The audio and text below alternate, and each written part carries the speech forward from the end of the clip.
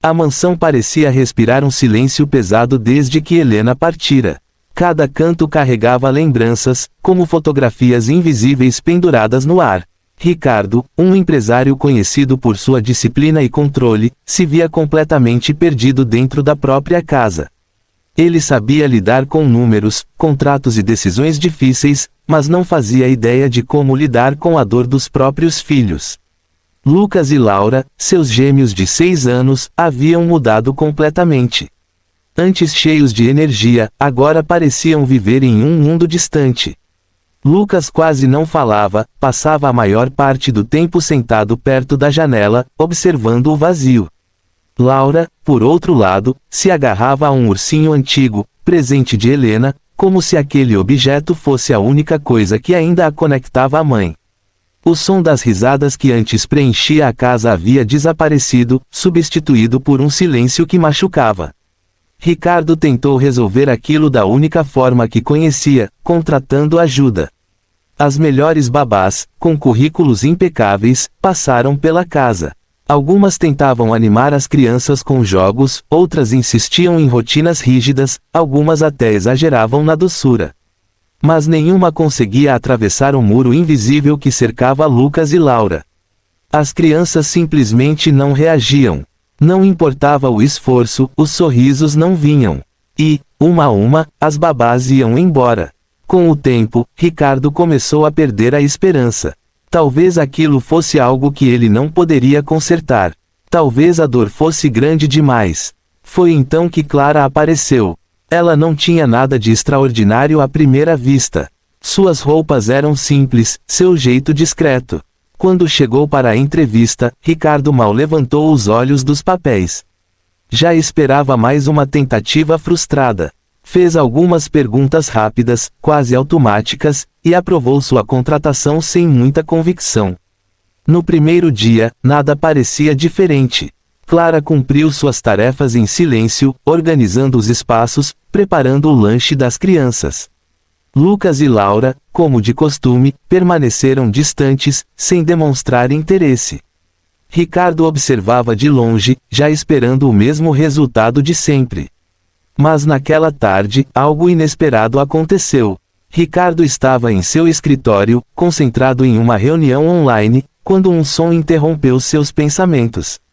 Uma risada, clara, leve, espontânea, e completamente fora de lugar naquele ambiente silencioso. Ele congelou por um instante, sem acreditar. Aquilo não podia ser real. Levantou-se devagar, como se qualquer movimento brusco pudesse fazer o som desaparecer. Abriu a porta do escritório e caminhou pelo corredor, guiado pela curiosidade e por algo que ele não sentia há muito tempo, esperança. O som vinha do jardim. Ao se aproximar, ele parou. A cena diante de seus olhos parecia quase irreal. Clara estava sentada na grama, com as pernas cruzadas, cercada por tintas, papéis e pincéis. Lucas estava ao seu lado, concentrado em um desenho desajeitado, enquanto Laura ria ao mostrar as mãos completamente sujas de tinta colorida. "Olha, minhas mãos viraram arco-íris", disse Laura, rindo. Lucas, que raramente falava, soltou um pequeno sorriso ao tentar imitar a irmã. Clara riu junto, sem pressa, sem impor nada, apenas estando ali com eles. Ricardo sentiu algo apertar dentro do peito. Ele não via aquilo há meses. Não via seus filhos daquele jeito desde antes da tragédia. Aquela leveza, aquela alegria simples, parecia algo perdido no tempo. Mas o que mais o intrigava era Clara. Ela não fazia nada extraordinário. Não havia brinquedos caros, nem técnicas sofisticadas.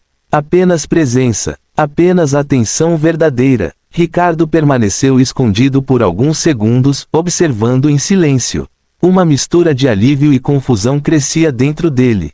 Como aquela mulher, tão comum aos seus olhos, havia conseguido quebrar algo que ninguém mais conseguiu. Ele respirou fundo, tentando entender. Mas, no fundo, sabia que aquela resposta não seria simples, e, pela primeira vez, em vez de controle, ele sentiu dúvida. Nos dias que se seguiram, a mudança nas crianças não foi apenas perceptível, foi impossível de ignorar. A casa, que antes parecia mergulhada em um silêncio constante, agora tinha pequenos sons de vida espalhados ao longo do dia. Não eram grandes explosões de alegria, mas detalhes sutis, passos correndo pelo corredor, sussurros durante brincadeiras, e, às vezes, até risadas inesperadas. Ricardo começou a prestar mais atenção. No café da manhã, Lucas já não empurrava o prato em silêncio. Ele ainda falava pouco, mas agora respondia quando alguém se dirigia a ele. Laura, por sua vez, já não abraçava o ursinho o tempo todo. Em vez disso, o deixava sobre a cadeira enquanto comia, como se estivesse, aos poucos, aprendendo a soltá-lo. E Clara estava sempre por perto. Mas não de forma invasiva. Ela não forçava conversas, não pressionava as crianças a reagirem. Apenas criava pequenos momentos. Um desenho aqui, uma história ali, uma caminhada curta pelo jardim. Era como se ela soubesse exatamente até onde podia ir, respeitando o espaço que a dor ainda ocupava dentro deles. Isso começou a incomodar Ricardo. Não por algo negativo, mas pelo contrário, porque ele não entendia. Ele já tinha visto profissionais altamente qualificados falharem miseravelmente naquela mesma tarefa. E agora, aquela mulher simples fazia parecer fácil. Certa tarde, Ricardo decidiu observar mais de perto. Chegou mais cedo do trabalho, mas não anunciou sua presença. Subiu as escadas em silêncio, tirou o paletó e deixou-o sobre uma cadeira. A casa estava tranquila, mas não vazia como antes. Havia uma sensação diferente no ar, algo mais leve. Então ele ouviu vozes. Vinham do quarto das crianças. A porta estava entreaberta, e a luz suave do entardecer iluminava parte do corredor. Ricardo se aproximou devagar, quase sem respirar, e olhou pela fresta. Clara estava sentada no chão, encostada na cama, com Lucas de um lado e Laura do outro. Os dois estavam próximos, atentos, como se cada palavra tivesse um peso especial. Clara falava com uma voz calma, quase como um sussurro. Era uma vez duas crianças muito corajosas, começou ela. Laura segurava a ponta da blusa de Clara, enquanto Lucas mantinha os olhos fixos nela, algo raro de se ver. Essas crianças tinham uma estrela muito especial no céu, continuou Clara, uma estrela que brilhava mais do que todas as outras, porque carregava um amor enorme. Ricardo sentiu um aperto no peito. Ele já sabia para onde aquela história estava indo. E essa estrela, ela consegue ver a gente? Perguntou Lucas, em voz baixa. Clara sorriu, com uma ternura que não parecia ensaiada. Consegue. E não só ver, ela cuida, protege, e nunca deixa de amar. Laura levantou o rosto, com os olhos marejados. É a mamãe, né? O silêncio que se seguiu foi curto, mas intenso. Ricardo prendeu a respiração. Aquele era exatamente o tipo de conversa que ele sempre evitou.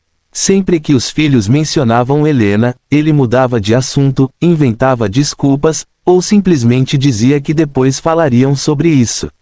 Para ele, tocar naquele assunto era como reabrir uma ferida que nunca cicatrizou. Mas Clara não evitou. Sim, é a mamãe, respondeu ela suavemente.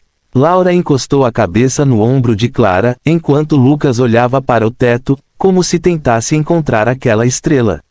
Ricardo sentiu os olhos arderem. Algo dentro dele começou a se quebrar. Ele percebeu, naquele momento, que talvez estivesse lidando com tudo da maneira errada. Enquanto ele tentava apagar a dor, Clara permitia que ela existisse, mas de um jeito que não machucava tanto. Naquela noite, Ricardo não conseguiu dormir. Sentado em seu escritório, ele começou a investigar mais sobre Clara. Não por desconfiança maldosa, mas por necessidade de entender. Descobriu detalhes que ela nunca mencionou. Anos atrás, ela havia perdido um filho pequeno, vítima de uma doença rápida e cruel. Ricardo ficou em silêncio por um longo tempo, encarando a tela do computador. Agora tudo fazia sentido. Clara não estava apenas cuidando das crianças. Ela reconhecia aquela dor, porque já tinha vivido dentro dela. Na manhã seguinte, Ricardo acordou diferente. Não foi uma mudança visível, nem algo que pudesse ser explicado com facilidade, mas havia um peso novo em seus pensamentos, ou talvez fosse a ausência de um antigo. Pela primeira vez em muito tempo, ele não correu direto para o trabalho. Em vez disso, permaneceu sentado na beirada da cama, olhando para o vazio, lembrando das palavras que ouvira na noite anterior. A estrela é a mamãe. Aquela frase ecoava em sua mente. Ele percebeu o quanto havia evitado aquilo. Não apenas com os filhos, mas consigo mesmo. Desde a morte de Helena, ele se refugiou no trabalho, nos números, nas decisões práticas. Era mais fácil lidar com contratos do que com sentimentos. Mais fácil manter distância do que enfrentar a dor. Mas Clara, ela fez o oposto.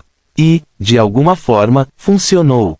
Determinando-se a finalmente entender, Ricardo chamou Clara para uma conversa naquela tarde. Pediu que alguém ficasse com as crianças por alguns minutos e a encontrou na sala de estar.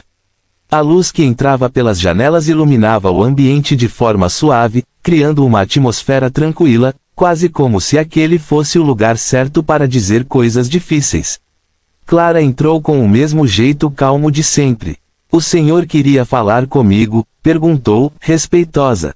Ricardo fez um gesto para que ela se sentasse. Por alguns segundos, ele não disse nada. Não era comum para ele hesitar, mas aquela conversa não seguia nenhuma lógica de negócios. "Por que eles só sorriem com você?", perguntou finalmente, direto, mas sem dureza. Clara pareceu surpresa, não pela pergunta em si, mas pela forma como foi feita. Não havia acusação, apenas uma busca sincera por resposta. Ela respirou fundo antes de responder. "Por que eu não tento tirar deles o que eles estão sentindo?" Ricardo franziu levemente a testa. "Como assim? As outras pessoas tentaram distraí-los, fazer com que esquecessem", explicou ela, com cuidado, "mas eles não precisam esquecer. Eles precisam ser ouvidos." O silêncio tomou conta da sala. Ricardo baixou o olhar por um instante. Aquilo fazia mais sentido do que ele gostaria de admitir. "Eu só queria protegê-los", disse ele, quase em um tom de confissão. Clara assentiu, com compreensão. "Eu sei, mas, às vezes, proteger não é afastar a dor, é estar ao lado enquanto ela existe." Aquelas palavras atingiram Ricardo profundamente. Ele nunca tinha pensado daquela forma. Sempre acreditou que ser forte significava não demonstrar fraqueza, não se deixar abalar. Mas agora começava a entender que, para seus filhos, força talvez significasse outra coisa.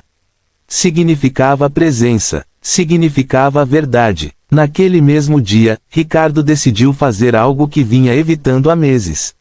Foi até o jardim. Lucas e Laura estavam sentados na grama, brincando com alguns brinquedos simples. Clara estava por perto, mas manteve certa distância ao ver Ricardo se aproximar. Havia algo diferente em seu olhar, como se soubesse que aquele momento não pertencia a ela. Ricardo hesitou por um segundo, mas então caminhou até os filhos. "Posso sentar com vocês?", perguntou. As crianças se entreolharam, surpresas. Aquilo não era comum. Ainda assim, Laura foi a primeira a sorrir. "Pode." Ricardo sentou-se na grama, um pouco desajeitado, como alguém que estava aprendendo algo novo. O silêncio inicial foi estranho, mas não desconfortável. "O que vocês estão fazendo?", perguntou. "A gente tá fazendo um desenho pra mamãe", disse Laura, mostrando um papel colorido. Ricardo sentiu o coração apertar, mas não desviou o olhar dessa vez. "Posso ajudar?", Lucas olhou para ele por alguns segundos, e então assentiu. Foi um gesto simples, mas carregado de significado. Enquanto desenhavam juntos, sem pressa, sem forçar conversas, algo começou a mudar. Não de forma mágica, nem instantânea, mas real. Pela primeira vez, Ricardo não estava tentando consertar nada. Ele estava apenas ali, e aquilo já era suficiente. Clara observava de longe, em silêncio. Um leve sorriso surgiu em seu rosto, acompanhado de olhos marejados. Ela não precisava intervir, não precisava ensinar mais nada. Porque Ricardo finalmente havia entendido. O motivo nunca foi ela. O motivo sempre foi o amor, não aquele que tenta apagar a dor, mas aquele que permanece, que escuta, que aceita. E, naquele instante, a casa deixou de parecer vazia. Ela voltou, aos poucos, a ser um lar.